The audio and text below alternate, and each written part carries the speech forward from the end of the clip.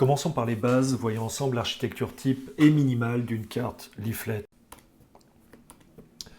Donc, la carte leaflet la plus simple qui soit affiche un fond de carte interactif. Seulement un fond de carte. On peut cliquer, déplacer, faire des panoramiques, zoomer en avant, en arrière. Elle n'affiche rien d'autre que le fond de carte, mais officiellement c'est une carte, donc c'est ça qu'on va faire.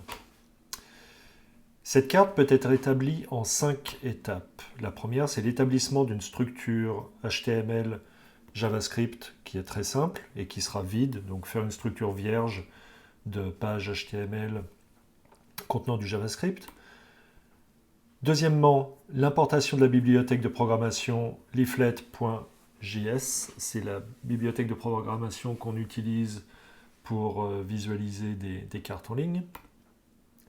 Troisième étape, création d'un objet map. C'est l'objet JavaScript qui contient toutes les informations de la carte. Donc, quand on crée une carte, il faut créer cet objet JavaScript. Quatrièmement, la déclaration d'un style pour cette carte. Et cinquièmement, l'ajout du fond de carte d'OpenStreetMap. On peut utiliser différents fonds de carte avec Leaflet, notamment Mapbox, mais ça implique d'avoir un token, de s'inscrire sur le site pour bénéficier des fonds de carte tuilés de l'API de Mapbox. Et dans le cadre de ce petit exemple, ce n'est pas nécessaire. On peut faire la carte la plus simple possible avec les données libres de l'API de OpenStreetMap. Donc faisons ça, commençons par la première étape, établissement d'une structure HTML et JavaScript simple. Donc j'ai ici une page HTML qui est vierge, que je viens de créer avec mon éditeur de code, donc qui est en fait un éditeur de texte qui a plusieurs fonctionnalités qui aident à écrire du code et du script. Donc par exemple, quand je crée un nouvel onglet, mon éditeur automatiquement sait que je veux faire du HTML, donc me crée une structure de base HTML. Donc je vais partir de là pour créer ma page. Donc je copie, je colle dans mon index.html que je viens de créer dans mon serveur local. Je sauvegarde. Donc je vais passer à travers chaque ligne pour expliquer ce à quoi elle sert et je vais commenter le code au fur et à mesure. Donc cette première ligne doctype HTML, ça indique qu'on va coder en HTML et en fait en HTML5. Donc on indique que nous codons du HTML5. Je commente ça. Très bien. La deuxième balise, donc ça c'est une balise. La deuxième balise, ça nous dit qu'effectivement on est en HTML et le code HTML commence ici.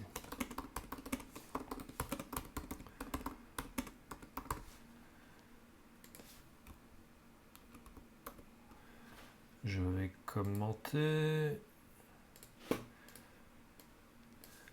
Donc la balise commence ici et elle se termine ici, puisqu'on voit la barre oblique là.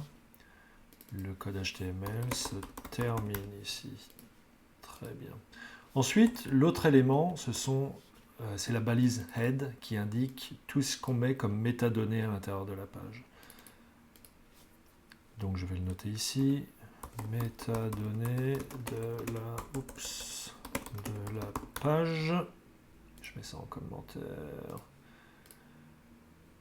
Et c'est le début des métadonnées de la page.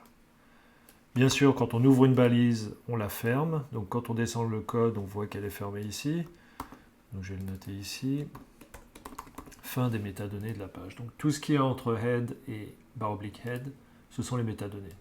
La première partie, c'est pour dire qu'on va coder le texte en UTF-8. Ça permet de mettre des accents dans le texte. Ça nous est utile, nous autres francophones. Une autre balise par défaut, c'est le titre de la page.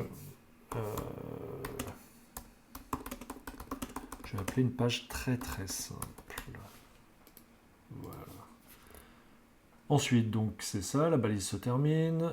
Ici, on a une autre balise qui est l'autre balise très importante, la balise body, à l'intérieur de laquelle on va écrire le code HTML et le code JavaScript qui nous permet de définir notre page.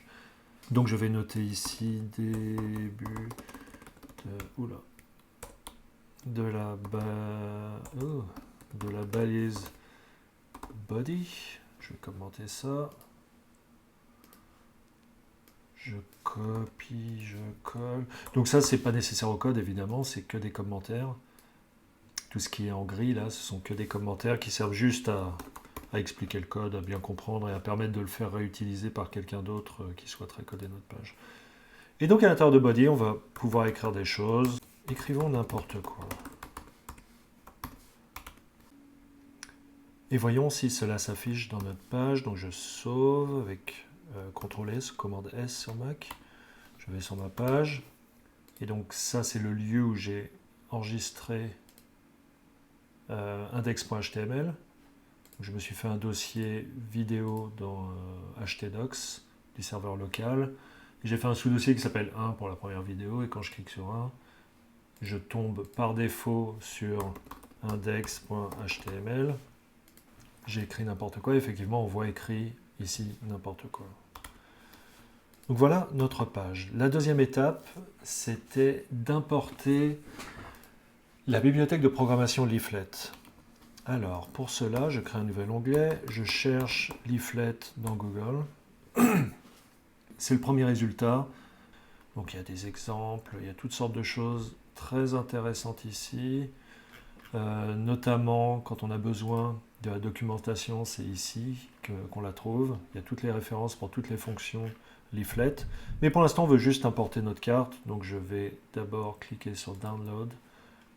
Je descends un peu et je vois qu'il y a la façon pour importer la bibliothèque de programmation Leaflet, donc son JavaScript et son CSS. C'est ça que je copie et que je colle à l'intérieur de la balise head. On pourrait la mettre ailleurs, mais ici, ça fonctionne bien.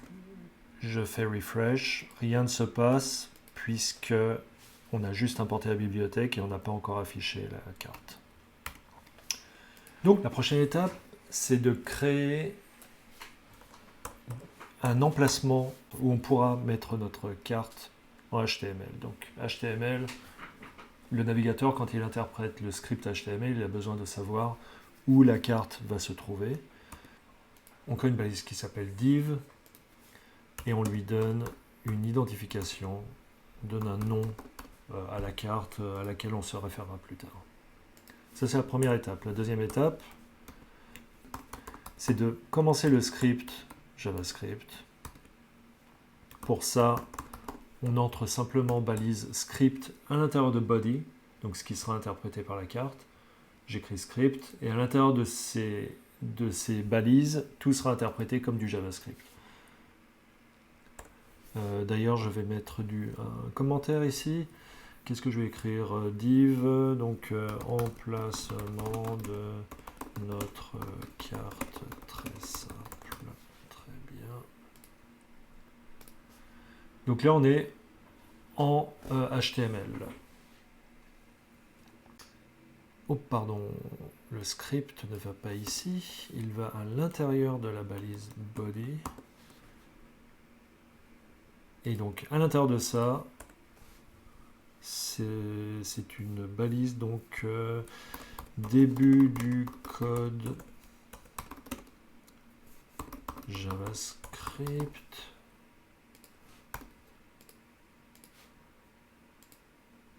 Je commente. Et ici,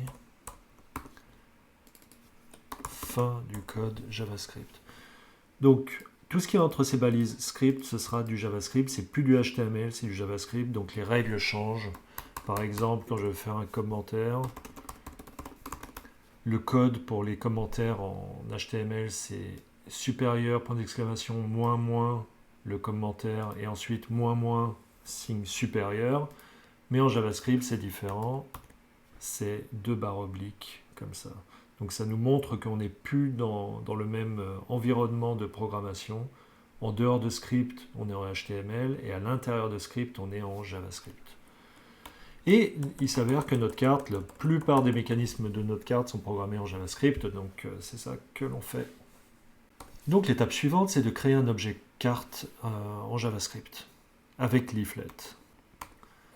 Donc je vais sur la page de Leaflet, je vais dans la documentation et je vais voir comment on crée un objet carte.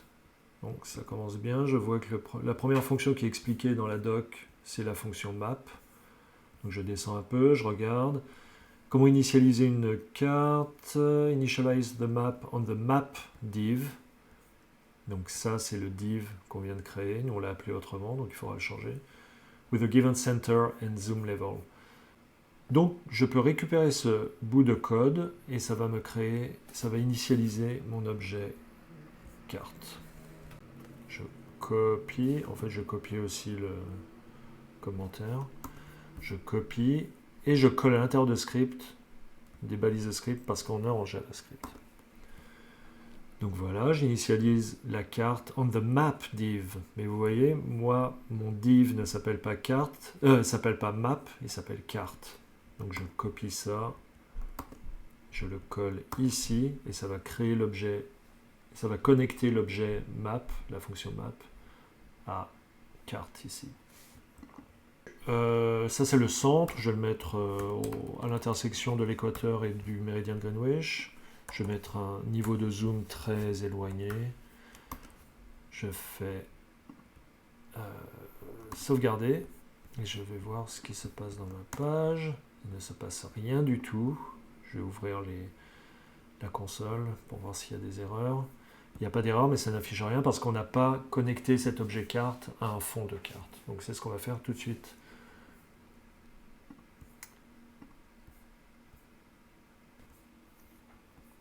Je vais dans la référence et je cherche ce qui pourrait nous aider à importer un fond de carte. Il s'avère que, bon, je le sais déjà, la fonction c'est tileLayer. Donc allons voir de quoi ça a l'air. tileLayer, utilisé pour charger et afficher des couches tuilées sur la carte.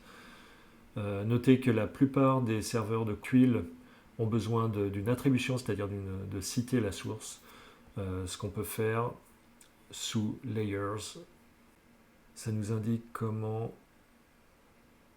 utiliser, comment charger le fond de carte OpenStreetMap. C'est exactement ce dont on a besoin. Donc je vais copier tout ça avec les attributions et tout. Je copie. Et je vais coller ici en dessous. Très bien, donc j'ai créé une carte, un objet carte qui s'appelle map. Je connecte à ma carte ici, add to. Je connecte le système de couches tuilées de fond de carte d'OpenStreetMap avec l'attribution mapData. Donc là, il y a tout ce qu'il faut. Ça devrait fonctionner. Essayons. Je fais refresh et ça ne marche pas. Pourquoi? Ah oui, parce que j'ai oublié quelque chose de très important, c'est de styler la carte. Il faut ajouter des informations de style. Les informations de style sont sont toujours HTML et JavaScript sous forme de CSS que l'on peut écrire directement, qu'on peut charger d'un fichier, mais qu'on peut aussi écrire directement à l'intérieur de notre code HTML. Ici, je le mets dans la balise head. Je pourrais le mettre ailleurs, mais c'est là que j'aime bien le mettre. Et il y a plusieurs informations à mettre, qui sont les suivantes. Je vais vous les expliquer. On donne en fait la taille de la carte, que je vais appeler ici. On donne la taille de la carte, donc quelle est l'étendue de l'écran que la carte doit prendre. Donc ce div, quelle taille il doit avoir. Avant les informations, il a une taille de 0, donc on ne le voit pas à l'écran. Mais quand on lui donne des informations, il prend, et qu'on lui dit de prendre toute la largeur, c'est-à-dire 100% de la taille du navigateur, et toute la hauteur, 100% de la hauteur du navigateur.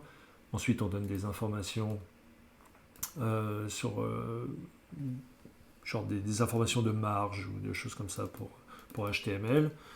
Et ça indiquera à cet emplacement de carte quel espace utiliser sur la carte. Vérifions ce que ça donne, je fais refresh. Et effectivement, j'ai un fond de carte avec une attribution que j'ai mise ici, qui correspond à ce qui est écrit là. Donc, par exemple, si je devais la changer, Ici, si je mettais par exemple données cartographiques, OpenStreetMap, on cite les contributeurs, contributrices.